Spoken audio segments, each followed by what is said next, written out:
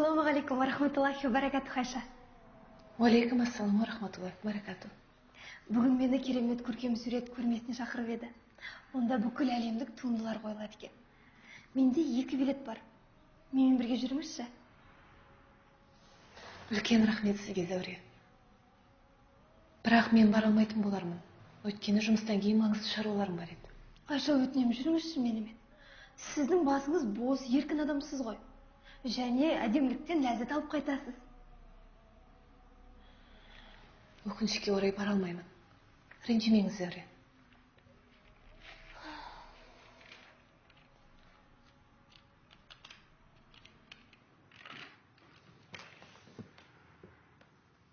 Айша, сіз сондай әдемі, сабырлы, оқыған жансыз.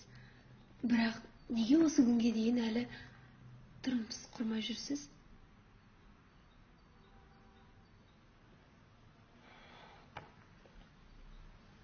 Егер білгіңіз келсе, айтайын. Бірақ жауабын айтпастан бұрын мен сізге бір уақиғаны айтып берем. Кезінде 3 қызы бар, және 4-ші нәрестесіне аяғы ауыр бір әйел болыпты.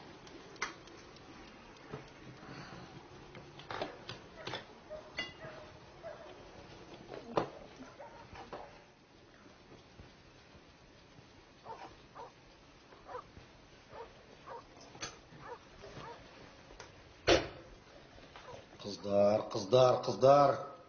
Өңшен қыздар. Тағы да қыз туатын болсаң, мен оның көзін құртамын. Соңғы рет саған ескертемін. Маған ұл керек. Ұл керек маған, ұл. Кетші.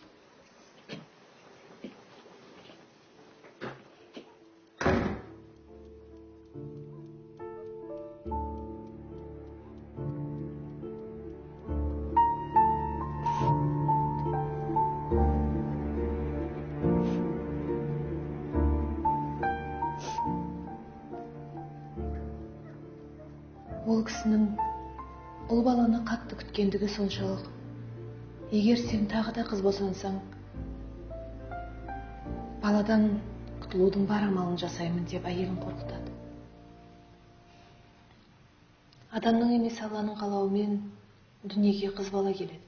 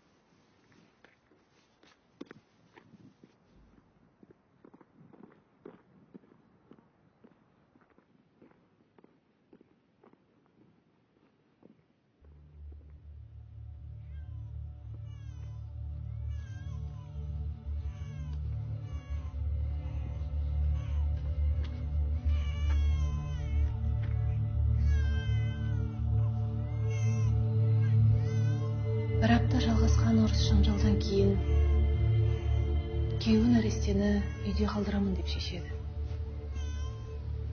Көп ұзамай әйелдің аяғы тағы ауырлайды. Бұл жолы көптен күткен ұл баланы дүниеге алып келеді. Бірақ ұлдары дүниеге келе салысымен үлкен қыздары қайтыс болады. Бір жылдан кейін әйел тағы босанады. Бұл жолы да ұл босанғаннан кейін екінші қызы қайтыс болады. Осылайша 3 ұлы өмірге келіп, 3 қызынан айырылады. Тек қана сол 4-ші қызы ғана тірі қалады. Арадан көп уақыт өтпей, балалардың анасы да қайтыс болады. Қиыншылық орнайды.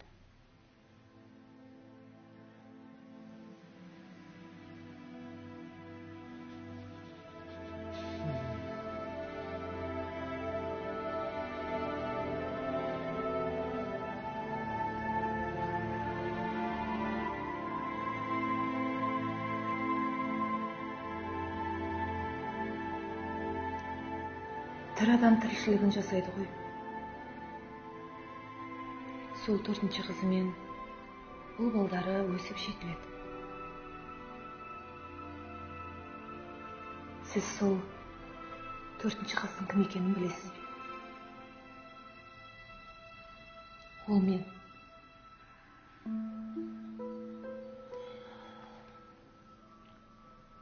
Иә, мен тұрмысқа шықпаймын. Өйткені ауру әкемнің жағдайын жасауым керек. Егер мен тұрмысқа шықсам, ол кісінің жағдайы не болмақ? Ал сіздің бауырларыңыз қайда? Бауырларым?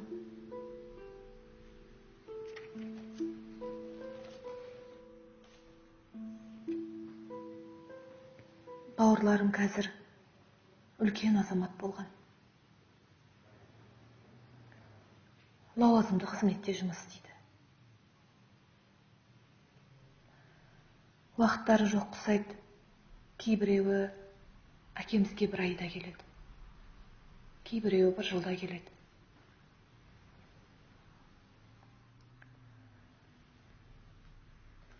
Ал бұған әкеңіз не дейді?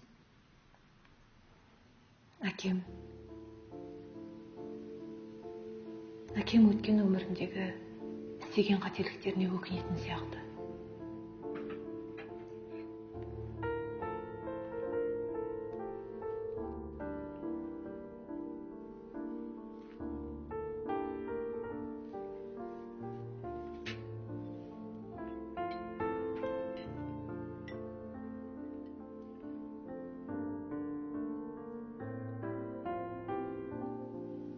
Маған көрсетпей, кейде жылап алады.